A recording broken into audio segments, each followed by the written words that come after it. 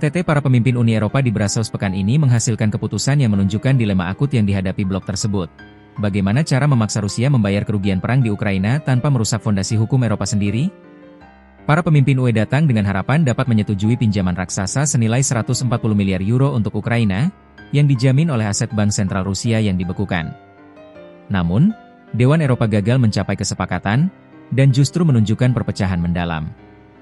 Apa yang membuat Belgia, tuan rumah bagi aset Rusia terbesar, begitu takut hingga menyebut rencana ini, bisnis yang berisiko?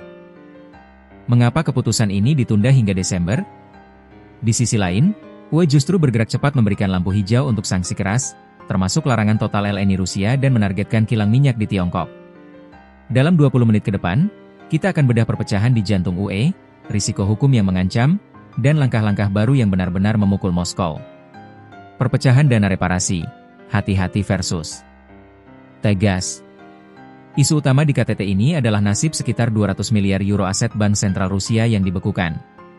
Sebagian negara mendesak agar aset ini digunakan sebagai jaminan untuk pinjaman 140 miliar euro bagi Ukraina, sebuah ide yang terdengar seperti kisah Robin Hood di mata publik. Namun, Dewan Eropa hanya mengeluarkan komitmen samar untuk mengatasi kebutuhan keuangan paling mendesak bagi Ukraina, dan menunda keputusan besar hingga Desember. Ini menunjukkan perpecahan.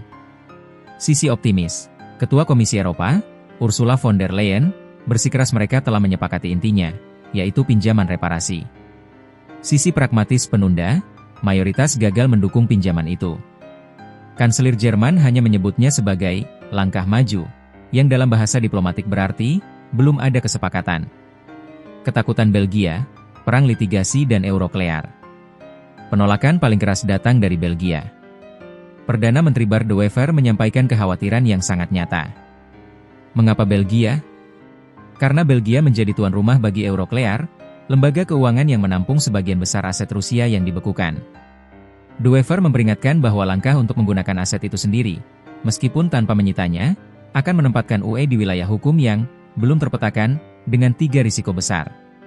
Pembalasan Rusia, Moskow telah berjanji akan menanggapi dengan tindakan sangat menyakitkan dan sangat keras, berupa penyitaan balasan. Kekhawatiran investor, aksi ini bisa menghancurkan kepercayaan investor di masa depan terhadap keamanan kepemilikan aset di Eropa. Perang litigasi, kemungkinan tenggelam dalam perang litigasi di pengadilan internasional. Belgia menuntut jaminan konkret dari negara-negara UE lainnya bahwa mereka akan berbagi risiko secara bersama, mencatat bahwa anak ayam paling gemuk ada di Belgia, tapi masih ada anak ayam lain di luar sana, di negara seperti AS dan Inggris. Kemajuan nyata, sanksi LNI dan target Cina. Meskipun terpecah soal uang, para pemimpin UE justru berhasil mencapai kesepakatan penuh di bidang sanksi. Mereka memberikan lampu hijau untuk paket sanksi baru yang benar-benar menggigit. Larangan LNI total, negara-negara UE sepakat melarang impor gas alam cair, LNI, Rusia mulai 2027, mempercepat tenggat waktu sebelumnya. Penargetan armada bayangan, sanksi diperluas untuk menargetkan transfer mata uang kripto Rusia dan menambahkan lebih banyak kapal tanker dari armada bayangan, jaringan kapal yang digunakan Moskow untuk menghindari sanksi minyak, ke dalam daftar hitam. Penargetan Cina, untuk pertama kalinya, UE menjatuhkan sanksi terhadap 2 kilang minyak asal Cina yang memproses dan menjual minyak Rusia. Beijing dengan cepat membalas, menjanjikan langkah yang diperlukan untuk melindungi hak dan kepentingan sah perusahaan-perusahaannya. Keputusan setengah hati di Brussels ini mengirimkan sinyal ambivalen. Di satu sisi, ada komitmen tegas melawan Rusia di bidang energi.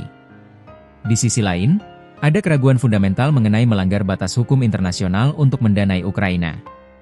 Situasi ini diperumit oleh dinamika sanksi keras AS terhadap Rosneft dan Lukoil yang baru diumumkan, meskipun memberi kelegaan bagi Eropa, juga menegaskan bahwa kebijakan Barat dipimpin oleh roller coaster Trump yang penuh gejolak. Polandia, melalui Donald Tusk, mendesak agar Desember menjadi batas waktu akhir untuk keputusan aset Rusia.